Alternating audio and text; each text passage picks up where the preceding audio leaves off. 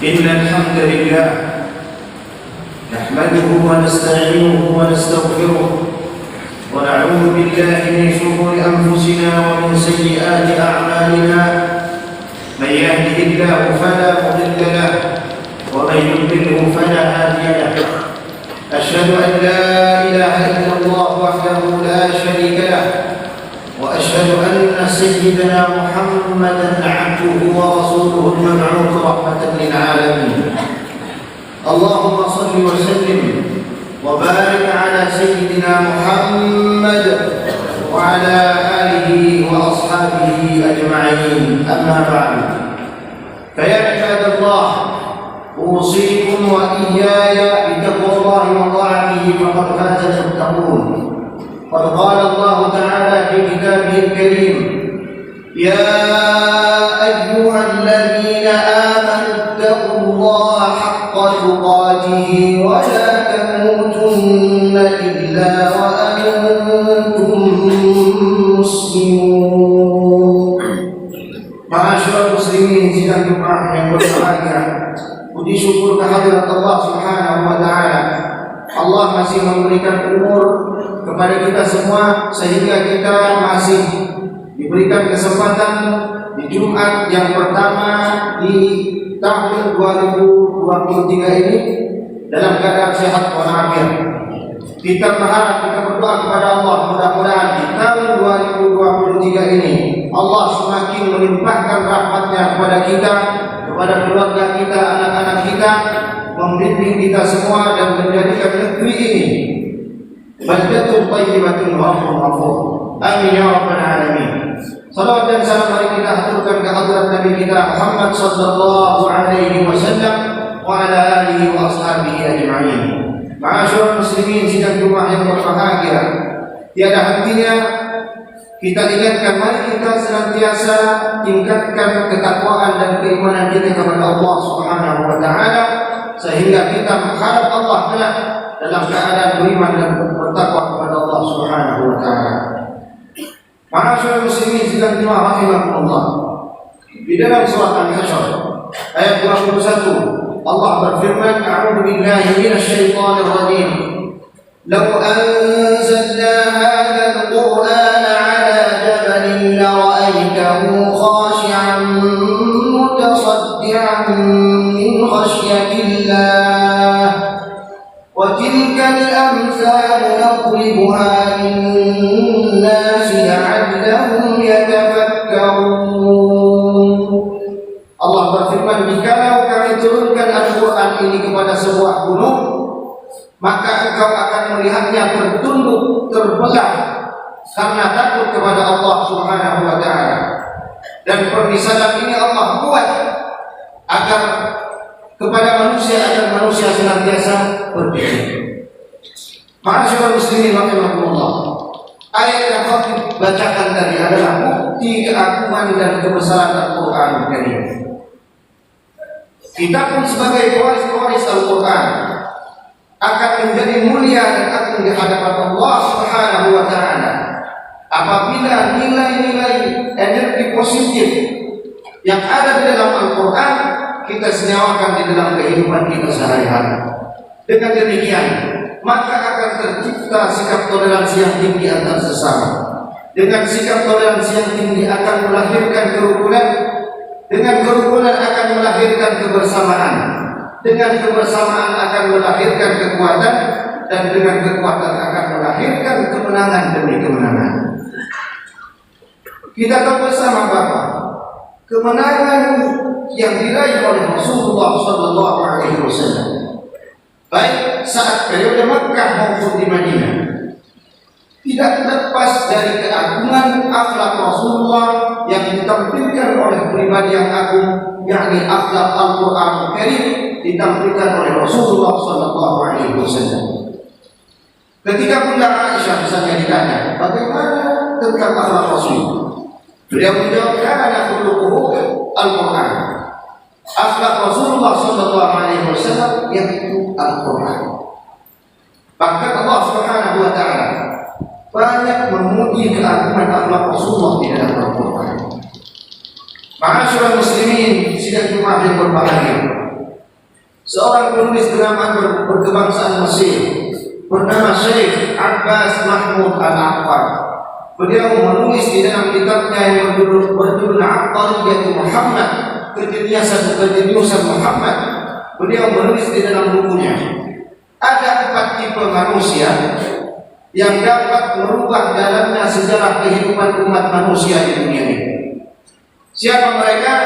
Yang pertama, ada tipe manusia pemikir. Kemudian yang kedua, ada tipe manusia pekerja. Yang ketiga, ada tipe manusia seniman. Dan yang terakhir, yang keempat, ada tipe manusia yang hatinya senantiasa larut di dalam berzikir mengingat Allah Subhanahu wa taala. Kemudian Syekh Abbas Mahmud Al-Aqbar ini melanjutkan tulisannya di dalam kitabnya bahwa jarang sekali ditemukan satu tipe manusia, satu dari 4 tipe manusia yang disebutkan tadi ada pada diri manusia, ada pada diri seseorang. Tetapi kalau kita mau membaca, mengkaji, mempelajari keagungan akhlak Rasulullah, sejarah kehidupan Rasulullah SAW, maka kita akan temukan semua tipe manusia yang disebutkan tadi ada pada diri Nabi kita Muhammad sallallahu alaihi wasallam. Allah Subhanahu wa taala mengutus role model Rasulullah sallallahu alaihi wasallam yang berakhlak mulia, tidak lain agar kita sebagai umatnya mau meneladani keagungan akhlak Rasulullah, yakni akhlak Al-Qur'an. Ma'asyiral muslimin sidang jemaah yang berbahagia, izinkan pada kesempatan kali ini saya menyampaikan beberapa contoh keagungan akhlak Al-Qur'an yang ditampilkan oleh pribadi yang agung Nabi Muhammad SAW. Misalnya pada saat peristiwa Fathu Makkah, pada saat itu beredar isu bahwa Rasulullah akan datang dari Madinah menuju kota Makkah untuk menaklukkan kota Makkah dan menuntut balas kepada setiap orang yang pernah menyakitinya, utamanya pada awal-awal penyebaran agama Islam. Namun apa yang terjadi ketika Rasul masuk ke dalam kota Makkah? Yang terjadi justru sebaliknya. Rasul justru menyejukkan suasana dengan 3 sabdanya yang masyhur. Kata Nabi, barang siapa masuk ke dalam rumahnya, ia akan aman. Yang kedua, barang siapa masuk ke dalam rumah Abu Sufyan, ia juga akan aman. Pimpinan kafir Quraisy Makkah saat itu. Dan barang siapa masuk ke dalam masjid, yakni Masjidil Haram, maka ia juga akan aman. Namun ada satu orang yang paling tidak merasa aman saat itu, walaupun Nabi sudah menunjukkan suasana. Siapa dia? Dia adalah Wahsy, budak hitam yang disewa oleh majikannya untuk membunuh paman Nabi yang bernama Sayyidina Hamzah. Dia ketakutan dengan kedatangan Rasulullah ke kota Makkah. Namun apa yang terjadi ketika Nabi bertemu dengan Wahsy? Nabi hanya berkata, "Ilhammu, pergilah, kalian sekarang dimaafkan." Dengan mengutip firman Allah di dalam surah Yusuf, "Qala la tathriba 'alaykumul yawm, yaghfirullahu lakum wa huwa arhamur rahimin." Pada hari ini tidak ada celaan bagimu. Mudah-mudahan Allah mengampuni dosa-dosamu dan Dialah Zat yang Maha Penyayang. Ma'asyiral muslimin sidang jemaah yang berbahagia, di dalam kitab Syariat Muhammadiyah, kitab ini banyak menjelaskan tentang keagungan akhlak Rasulullah SAW. Ciri fisik Rasulullah banyak disebutkan di dalam kitab ini. Bagaimana rambut Rasul, bagaimana bulu dada Rasulullah, bagaimana wajah Rasulullah, tinggi badan Rasulullah, dan banyak lagi ciri fisik Rasulullah disebutkan di dalam kitab ini. Saya kutip satu topik bahasan di dalam hadis yang ke-6 dari bab pertama. Hadis diriwayatkan Imam Ali bin Abi Thalib radhiyallahu anhu bahwa Nabi adalah ajwadun nasi sadra. Nabi adalah manusia yang paling lapang dada. Tidak ada manusia yang lebih lapang dada dan lebih murah hati dibandingkan Nabi kita Muhammad sallallahu alaihi wasallam.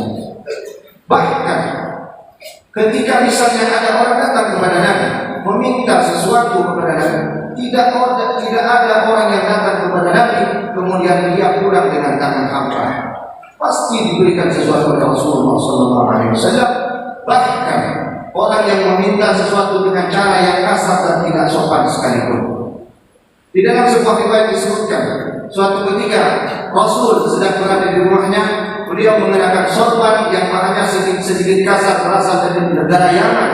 Pada saat itu datang seorang Arab Badui, datang kepada Rasul, dia menghampiri Rasulullah dan berkata dengan perkataan yang tidak sopan sambil menarik sorban Rasul. Dia berkata, "Ya Muhammad, a'tini min malillah, la min mali abika wa la ummik." Hai Muhammad, kata orang Badui tadi, berikan aku harta yang Allah berikan kepadamu, bukan harta warisan ayah atau ibumu. Artinya apa? Orang Badui ini meminta sesuatu kepada Rasulullah dengan cara yang tidak sopan. Lantas apa jawab Rasul? Hai orang Badui, hai orang Arab, bukankah cara kamu meminta kepadaku dengan cara yang tidak sopan seperti ini dapat menyebabkan aku tidak akan memberikan apa yang kamu minta kepadaku? Orang Badui tadi menjawab, tidak. Aku tidak percaya kamu tidak akan memberikan apa yang aku minta kepadamu. Karena aku tahu bahwa engkau adalah orang yang tidak pernah membalas keburukan dan dengan keburukan. Engkau adalah orang yang senantiasa membalas keburukan dengan kenikmatan.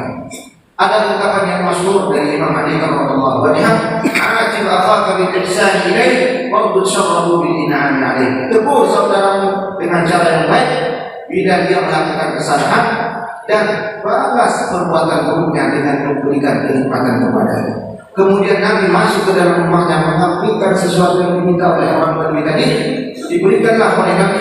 Setelah diberikan, ditanya oleh Rasulullah, apakah sudah cukup yang aku berikan kepadamu? Orang Badui tadi menjawab, tidak, terlalu sedikit pemberian kamu kepadamu. Sudahlah orang ini meminta tidak sopan kepada Nabi, diberikan pula oleh Rasul, ditanya pula sudah cukup atau tidak. Akhirnya Nabi masuk ke dalam rumahnya, mengambilkan lagi sesuatu diminta oleh orang Badui tadi. Dia tidak puas, masuk lagi Nabi sampai orang Badui tadi merasa puas dengan pemberian Rasulullah Sallallahu Alaihi Wasallam. Setelah puas, Nabi berkata kepada orang Badui tadi, hai orang Arab, cara kamu meminta dengan cara yang tidak sopan kepadaku dapat menyebabkan sahabat-sahabatku yang menyaksikan dengan kejadian ini di luar sana, dia tidak puas lagi, dia sakit hati kepada kamu. Sedangkan sekarang berikan sebagian yang aku berikan kepadamu itu kepada sahabat-sahabatku di sana. Orang Badui tadi menjawab, baik. Dia pergi, dia menghampiri para sahabat dalam keadaan masih kecewa kepada orang Badui tadi. Sambil berkata, dia memberikan kepada para sahabat, dia berkata, dahulu tidak ada orang yang paling aku benci selain orang ini, Nabi Muhammad.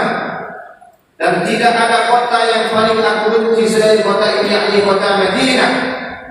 Dan sekarang tidak ada orang yang paling aku cintai selain orang ini, yakni Nabi Muhammad. Dan tidak ada kota yang paling aku cintai selain kota ini, yakni kota Madinah. Orang baru tadi pergi, dan Rasul menghampiri para sahabat yang masih dalam keadaan marah kepada orang baru tadi. Nabi bersabda kepada para sahabat yang masih dalam keadaan kecewa, kata Nabi, perumpamaan orang baru tadi denganku, dia diibaratkan dengan onta yang ditinggalkan oleh majikannya. Onta itu lapar, dia mengamuk dan membahayakan semua orang yang ada di sekitar onta itu. Kemudian majikannya datang, dia membawakan makanan kepada ontanya, mengusap-usap badan onta itu, amarah onta pun reda, dan semua orang yang ada di sekitar onta pun selamat. Sama dengan orang Badui tadi.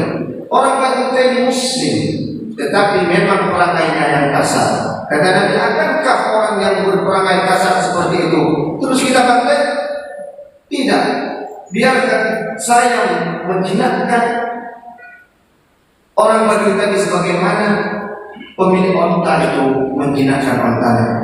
Boleh jadi, kata Nabi, kalau kita bunuh orang Badui tadi, kita kecewa terus kita bunuh dia, boleh jadi dia akan masuk neraka Sebab apa? Dia sudah kurang ajar kepada Rasulullah sallallahu alaihi wasallam.